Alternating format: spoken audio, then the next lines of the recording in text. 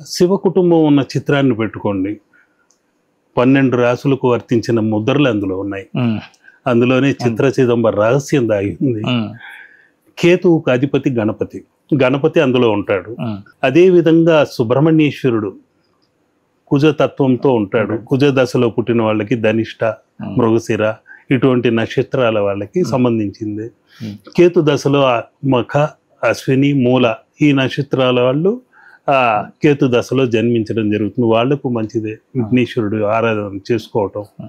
ఇవి కాకుండా ఆరుద్ర నక్షత్రంలో పుట్టిన వారికి శివుడు అక్కడ ఉన్నాడు, అమ్మవారు ఉన్నారు. మఖ నక్షత్రము, ఉత్తర నక్షత్రము ఇవన్నీ అమ్మవారికి సంబంధించినవి.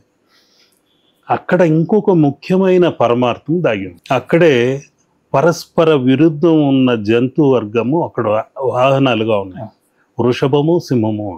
అమ్మవారి వాహనం సింహము, అయ్యవారి వాహనము వృషభము, నందీశ్వరుడు.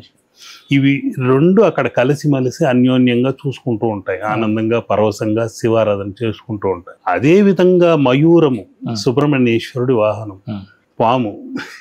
ఈ రెండు పరస్పర విరుద్ధం కానీ అక్కడ కలిసిమెలిసి ఉంటాయి.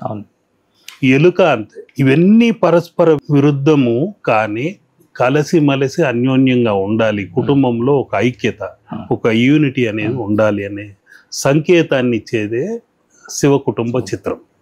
అది మన హిందూ ధర్మంలో అతి పవిత్రమైన చిత్రంగా ఆరాధించుకోవాల్సింది.